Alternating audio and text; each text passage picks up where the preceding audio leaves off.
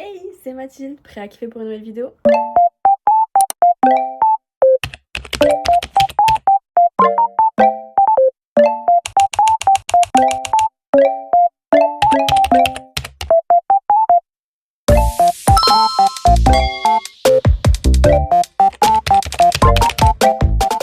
Aujourd'hui on se retrouve pour une vidéo explication de où je suis, qu'est-ce que je fais et pourquoi j'ai disparu de YouTube et que j'ai d'un coup upload une nouvelle vidéo en Australie sans contexte. Pour remettre les choses dans leur contexte, je suis partie en Australie en février, je suis partie le 31 janvier et je suis arrivée le 2 février en Australie pour devenir fille au pair. Entre les États-Unis et l'Australie, j'ai été à la fac, ça s'est pas très bien passé, il y a eu plein de problèmes, donc j'ai fait ciao, je pars en Australie et je voulais vraiment tenter l'aventure de fille au pair en Australie pour découvrir ce nouveau pays que j'avais jamais fait et qui m'attirait énormément. Je voyais beaucoup de vidéos sur l'Australie et je me suis dit je veux aller là-bas. C'est par une agence, honnêtement je vous conseille pas du tout de passer pour une agence, du moins pour l'Australie, parce que pour les États-Unis vous êtes obligés. Pour l'Australie vous avez vraiment pas besoin d'agence, c'est vraiment une perte d'argent, surtout qu'ils seront toujours du côté des familles, donc s'il se passe quoi que ce soit, vous l'aurez toujours dans le popotin.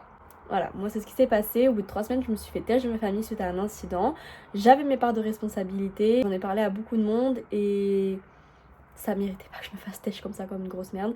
Et surtout que j'ai vraiment subi du harcèlement de la part de l'agence française. Parce qu'il y a l'agence française et après, une fois que vous avez trouvé votre famille, vous avez une agence australienne pour vous aider une fois que vous êtes sur place avec le décalage horaire et tout, c'est beaucoup plus simple. Et c'est eux qui gèrent les familles, l'agence française gère les au pairs.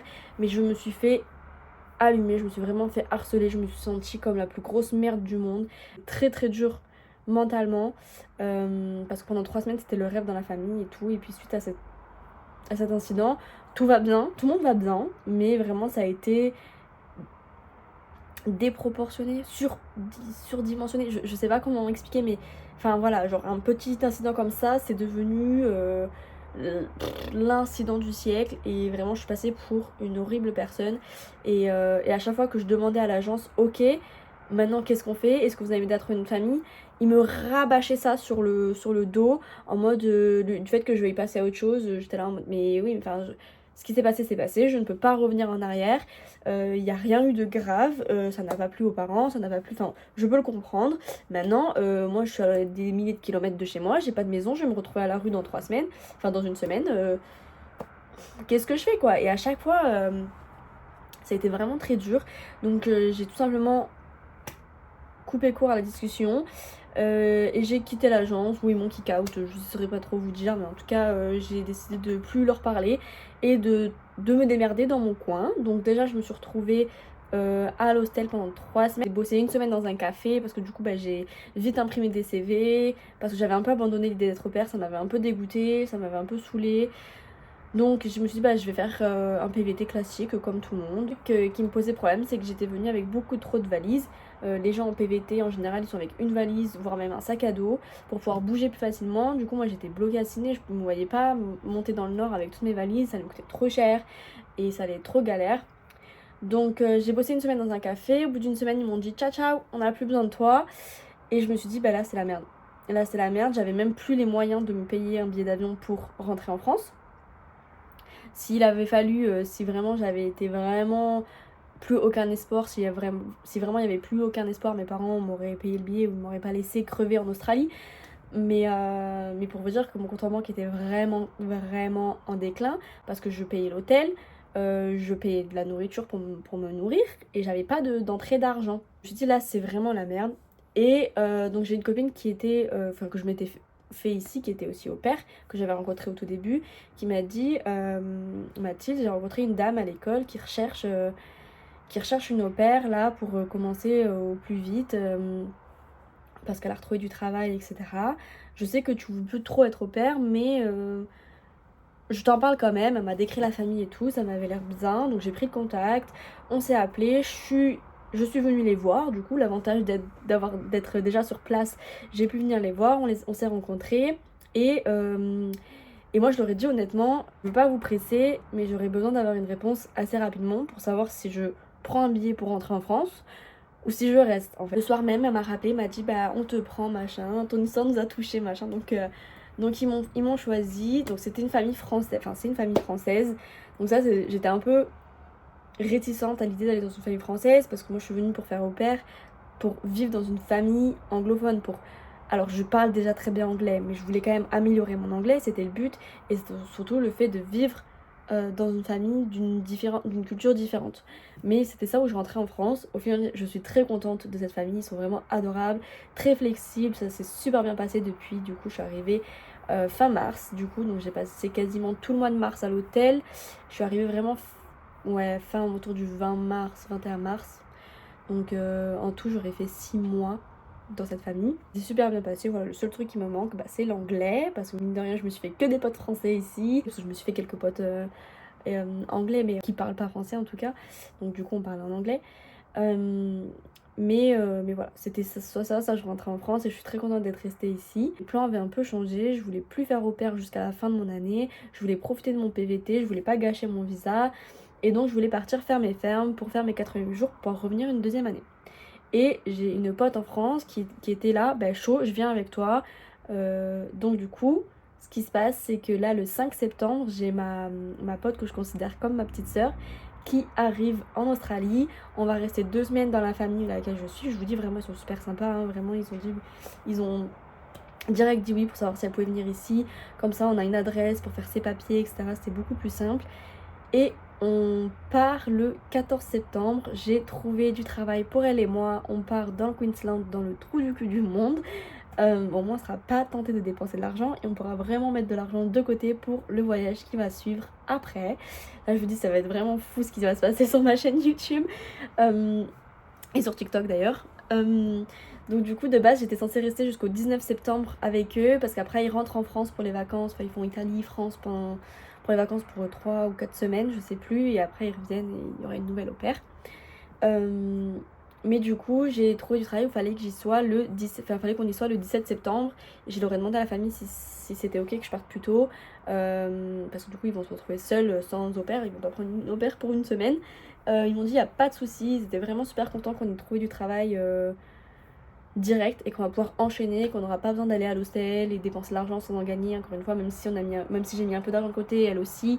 Voilà, c'est quand même stressant, donc j'ai tout fait, j'ai passé une après-midi à envoyer plein de mails. D'ailleurs n'hésitez pas à aller voir mon TikTok, j'ai fait une vidéo sur ça si vous voulez savoir un peu comment j'ai fait pour trouver du travail en Australie. Mais franchement je pense que j'ai été très chanceuse parce que vraiment il y a plein de gens qui m'ont dit qu'il fallait se déplacer, qu'il fallait envoyer des milliers d'emails, que c'était très dur de trouver, il fallait vraiment se déplacer. Moi j'avais pas la possibilité de me déplacer parce que je travaille encore, et je sais que pour trouver du travail c'est plus facile dans le nord d'Australie, surtout pour qui compte pour les 88 jours, et je ne pouvais pas aller dans le nord maintenant quoi. Donc du coup je me suis dit je vais envoyer des emails, je vais essayer d'appeler et puis on verra bien, et si au 19 septembre on n'a rien, et bien on prendra un avion, on ira là-bas, on prendra un hôtel et on cherchera comme ça. Mais je me suis dit je vais quand même tenter, j'ai envoyé des emails et le lendemain j'ai eu une réponse positive. Donc du coup j'étais super contente et super chanceuse en ce moment, vraiment le ciel est avec moi et je remercie énormément parce que ça nous facilite la vie. C'est la seule PVTiste qui va arriver en Australie en ayant déjà du travail. Ça c'est quand même quelque chose d'incroyable. Et nous on a trouvé un travail genre 1 mois avant. En général les gens quand ils trouvent c'est pour commencer 1 semaine après ou 2 semaines après, enfin voilà. Là j'ai réussi à trouver un truc vraiment 1 mois avant. Ouais, un bon mois avant quoi, donc c'est vraiment ouf. Et franchement on est logé, on est bien payé, on est payé 30$ de l'heure, on travaille 7 jours sur 7 par contre, mais c'est pas grave, ça va nous valider nos 80 jours plus vite comme ça, et ça fera passer le temps plus vite. C'est pour 4 mois et demi jusqu'à la fin de mon premier visa qui se termine le 1er février, et après on part en Asie pour 3 mois et demi, faire le tour de l'Asie, et ensuite on reviendra en visa touriste pour faire la côte est de l'Australie. Parce que du coup ce qui va se passer c'est que je vais laisser mes valises dans la famille ici. Enfin vraiment je vous dis, cette famille ils sont incroyables, vraiment ils m'ont sauvé mon aventure de tous les sens du terme. Et donc je me suis acheté un backpack et je vais partir juste en backpack, surtout pour l'Asie ça va être beaucoup plus simple. Et donc du coup on va faire la East Coast pour revenir à Sydney, récupérer mes valises et rentrer en France. Et le but ce serait de repartir pour un deuxième visa en septembre. Donc on sait pas trop encore, on verra comment ça se goupille tout ça, mais c'est le projet. Donc du coup voilà pourquoi j'ai disparu de YouTube, parce que j'avais plus rien à proposer quand je suis rentrée des États-Unis déjà. Et surtout j'ai repris aussi ici en Australie, mais je faisais plus sur TikTok parce que c'est vrai que j'ai plus d'abonnés là-bas, j'ai beaucoup plus de vues, etc. J'ai beaucoup plus d'interactions là-bas. Mais c'est vrai que j'aime beaucoup filmer, j'aime beaucoup parler, et du coup les vidéos étaient un peu longues pour le format TikTok. Je m'en suis rendu compte avec la vidéo des Blue Mountains. D'ailleurs, allez la voir sur TikTok où j'ai fait un vlog sur les Blue Mountains. Vraiment, je suis super fan de ma vidéo, super fan de mon montage, mais elle dure 10 minutes, donc pour TikTok c'est vraiment un peu long. Et je pourrais la poster sur YouTube, mais du coup elle sera en format vertical.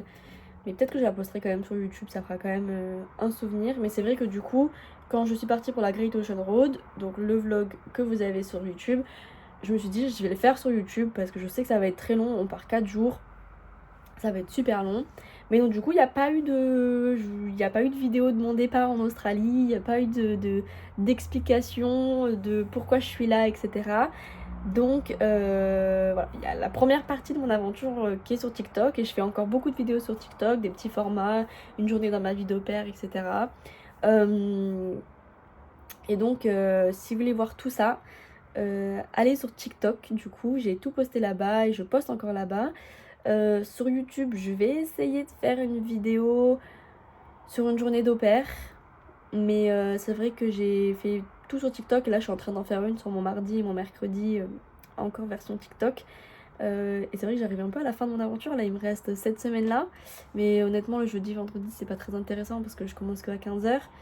Ce week-end je pars à Uluru, je vais avoir un vlog les gars qui va sortir, restez connectés, il va être incroyable. Ouais, j'ai l'œil tout rouge, je sais pas pourquoi, donc faites pas attention à ma tête.